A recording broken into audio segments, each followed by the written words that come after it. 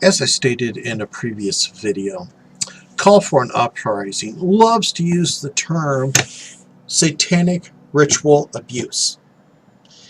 Everything that's wrong is a Satanic Ritual Abuse. But calling it that is actually wrong. You see, any religious form can perform ritual abuse. There is Christian ritual abuse. So the reason why Call for an Uprising likes to use Satanic Ritual Abuse is because he feels the need to paint a darker picture for the rest of the world, where only his few selected Christians are worthy and everybody else is substandard. But I wanted to talk to you because I've done my research, and I would like to show you what I have researched and give you my points of view on it. Found this nice, interesting website. I'm going to read to you what it says. Christian ritual abuse, CRA, is a common occurrence across many denominations. There are documented cases of Christian ritual abuse across the world, which will be documented in this thread. Before we begin, we must first work out some definitions to make it clear what we're talking about. I will provide a link to this website so you can see some of the various things that this gentleman is researching, and you can also see where I got the information. Ritual. A ritual is a set of actions performed mainly for their symbolic value. It may be prescribed by the traditions of a community, including by a religious community. The term usually refers to actions which are stylized, excluding actions which are arbitrarily chosen by the performers. Ritual abuse. Ritual abuse is the abuse of children, adult, or animal in a ritual setting or manner.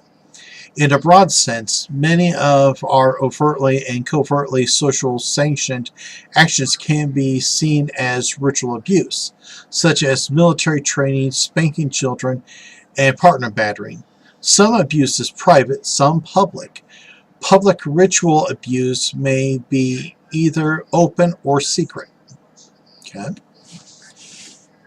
Christian ritual abuse.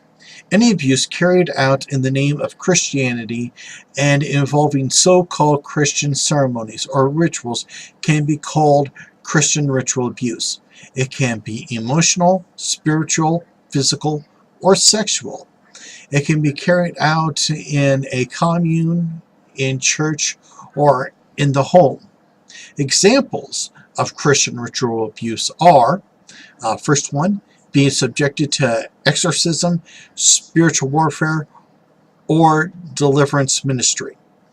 Now, in Africa, there are American ministers that are performing exorcisms, and there are many indigenous Christian ministers in Africa that perform exorcisms on kids less than 10 years old, claiming that they are a witch. In some of these instances, there are dripping hot melted wax directly onto the skin of these children, trying to push out the demons. This scars the children. This is a good example of Christian ritual abuse. Number 2, being beaten, threatened, tortured, or restrained in a Christian setting. This could be just as the video I made earlier today, talking about Brazilians that were imported by a church, and they were held against their will to perform menial labor, where they weren't paid and they were removed from society. Their passports and their money was taken from them, and they were treated like crap. They did this in the name of God, so this would also be Christian ritual abuse. Number 3, sexual abuse under the guise of Christian rituals and ceremonies. Sexual abuse, ministers marrying girls from 12 to 16 years old to men over 40 years old. That is sexual abuse, because they are being basically sold into prearranged marriages for personal gain by the ministers and such. Number 4. Being forced into marriages for religious reasons. The Amish and the Mormons have a long history of marrying young ladies to older men. These ceremonies are the rituals, and thus this is Christian ritual abuse. We have been breaking down some of these organizations that have been doing it, but it's still going on, and it's going to be a long, hard battle. The last one on this list is physical and sexual abuse excused by Scripture, including Bible excused violent chastisement. David Koresh, who was a Christian minister, had a 12-year-old bride and was allowed because he was stating that she was chosen. This is some of the perverted, disgusting things that happen in Christianity. Now, there are deniers of Christian ritual abuse. Most responsible Christians understand that CRA is a very real problem and are active in understanding and combating the problem. There is a strange minority, however, that actively deny the problem and even invent contorted excuses to keep their eyes firmly directed away from this great evil. Most of these deniers fall into 3 groups, and a sad thing is, call for an uprising, in my eyes, falls under all 3. I think the last one is more him, but alright. These are not real Christians group. This is an absurd conclusion to reach, particularly if we consider the fact that we could use the same argument to excuse alleged perpetrators of satanic ritual abuse. It is also an absurd argument because much that is presented in the Bible, if taken literally, naturally encourages forms of ritual abuse. Now, I know a lot of you are probably going to say, no, it doesn't. The very first act, Abraham was told to sacrifice his son. Had his son on the altar, knife pulled, ready to kill his own son. That is Christian ritual abuse.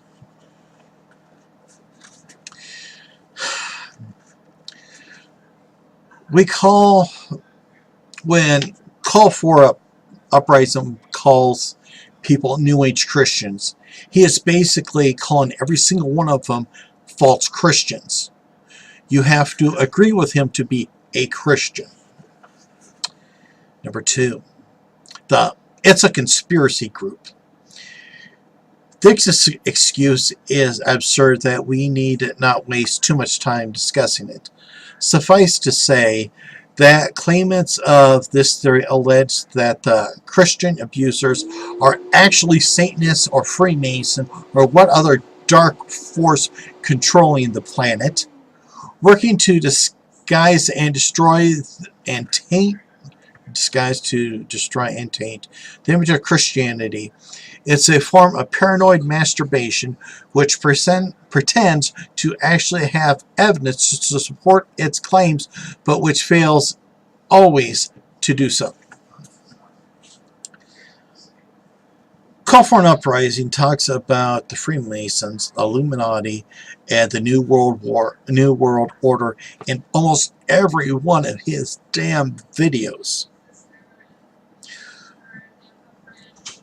Most of his videos are talking about these conspiracy groups plotting, and as I just read, Where is the proof?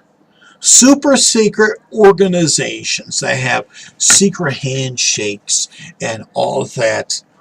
But he knows all these secrets, but can never prove it. The last one. The perverted.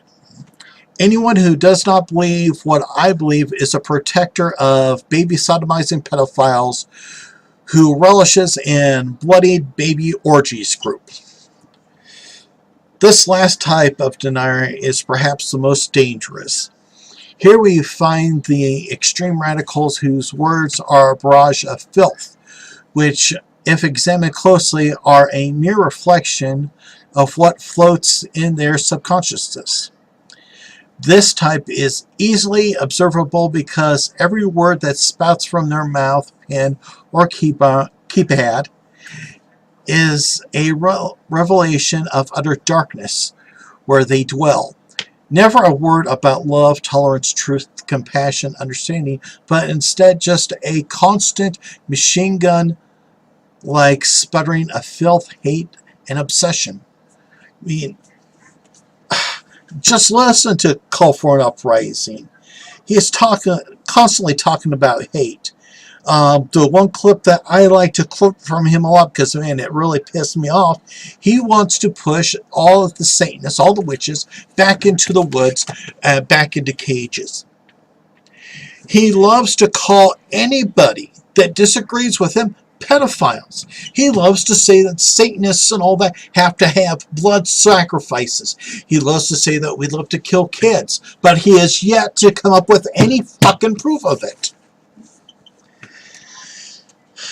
So he talks about all these blood sacrifices and molesting of children, but never proves it. And like I said, I think Call for an Uprising is this last group because he is so hateful. He does not show any tolerance. He refuses to have tolerance. He claims to know the truth, but I've caught him in lies time after time after time.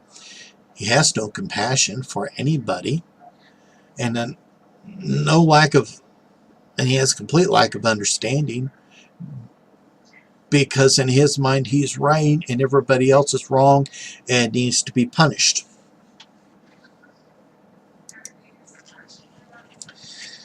To the next page. The danger of Christian ritual abuse can best be understood if we understood how it operates. The victim of this type of abuse must first be conditioned so that the abuse can take place, often unquestioned and even condoned by the victim. But how is this possible?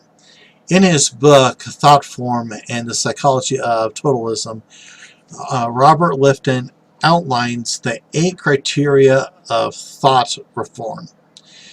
Call for an Uprising likes to talk about brainwashing, but the Christians are just as guilty as brainwashing as any other group. I have been involved in a lot of religious debates, and this listing here is the 8 marks of a cult. Okay? Milieu control.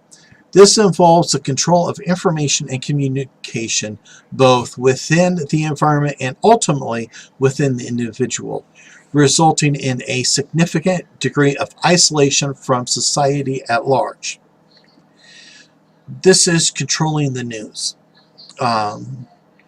Okay, and a prime example of this is going to be Trump, President Trump, who calls all opposing views fake news. Okay, that's how he's controlling it. He's keeping his followers loyal by saying that all those people that disagree with me, they're lying to you. It's fake news. Prime example.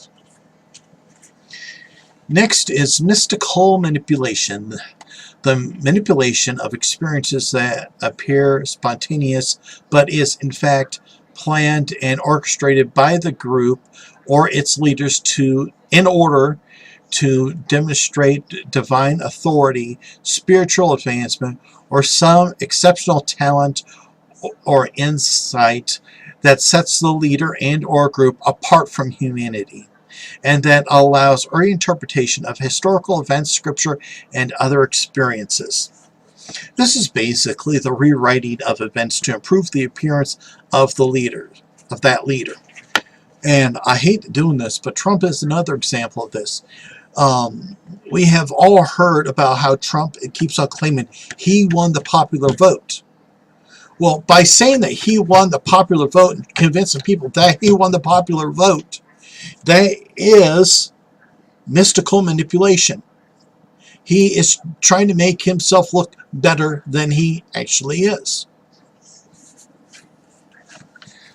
Number 3, the demand of purity. The world is viewed as black and white, and the members are constantly exhorted to conform to the ideology of the group and strive for perfection. The induction of guilt and or shame is a powerful control device used here. That's pretty much self-explanatory.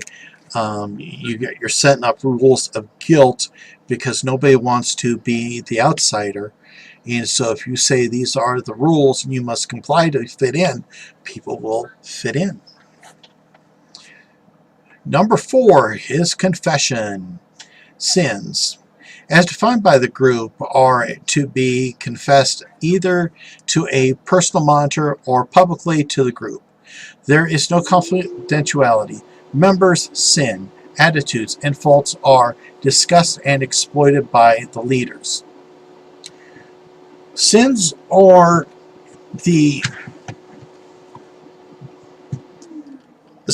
anything that goes up against your belief.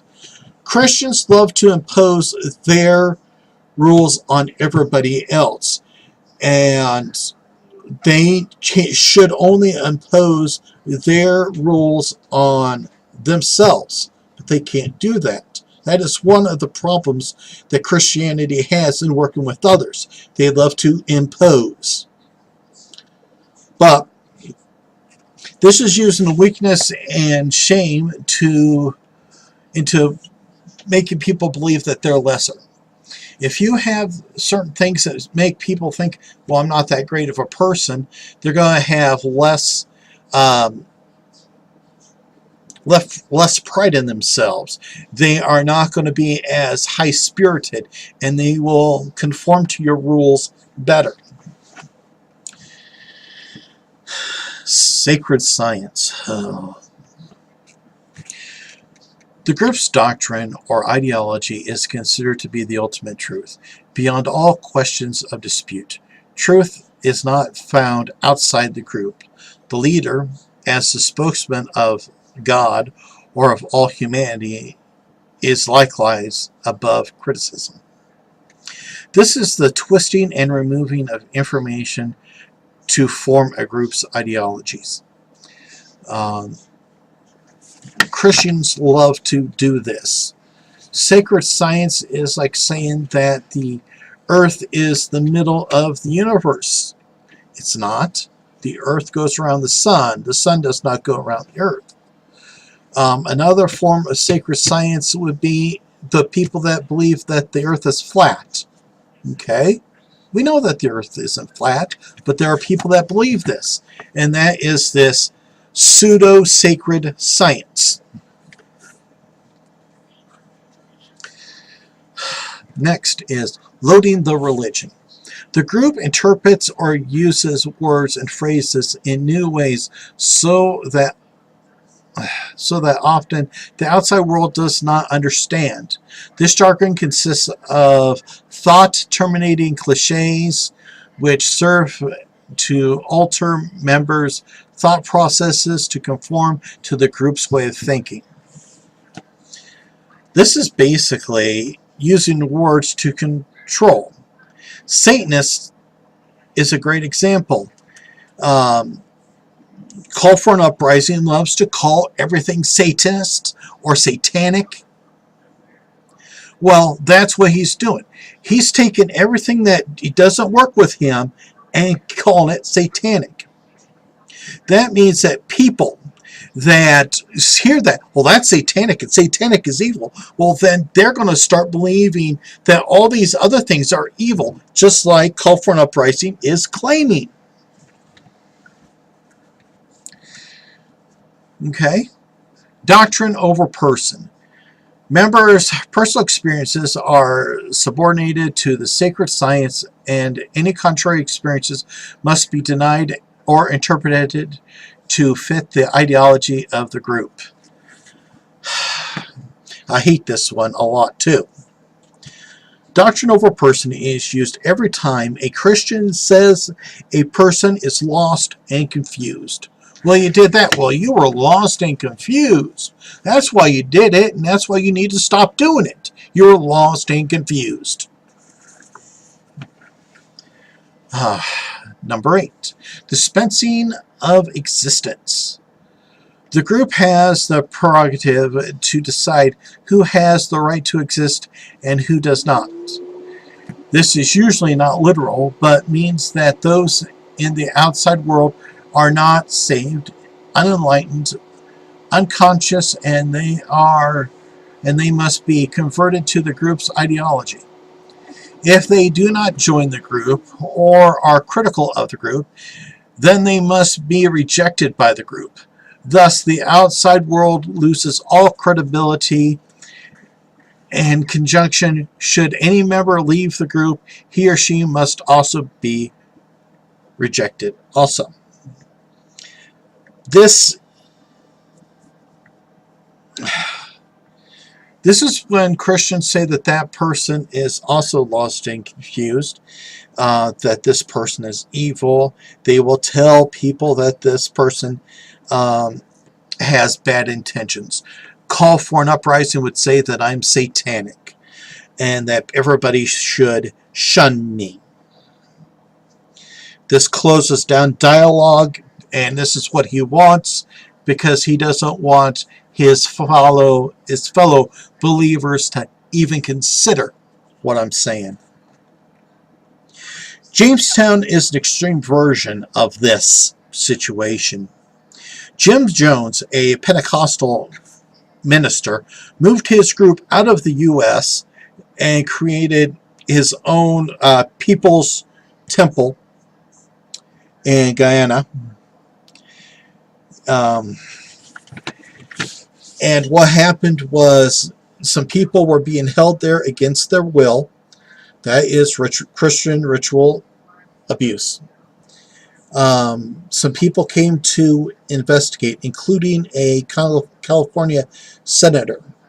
Notes were given, and some people were told that they could leave. Before they could get to the plane to leave, Jim Jones ordered his men armed with submachine guns, assault rifles, to go and kill them. What followed next was that day, Jim Jones ordered his people to drink tainted Kool-Aid. By these events, by Jim Jones, the Pentecostal minister, over 900 people died through mass suicide and being shot. People that tried to escape were shot. That's all ritual Christian abuse. The final page.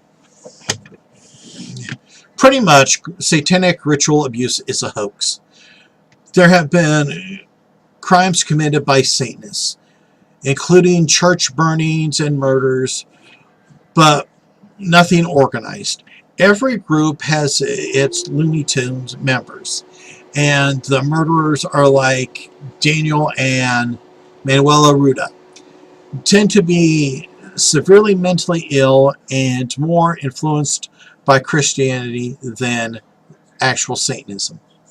Christians have a long history of projecting their crimes onto others. This goes back to the very foundations of Christianity when they came up with the fabricated history of the martyrs.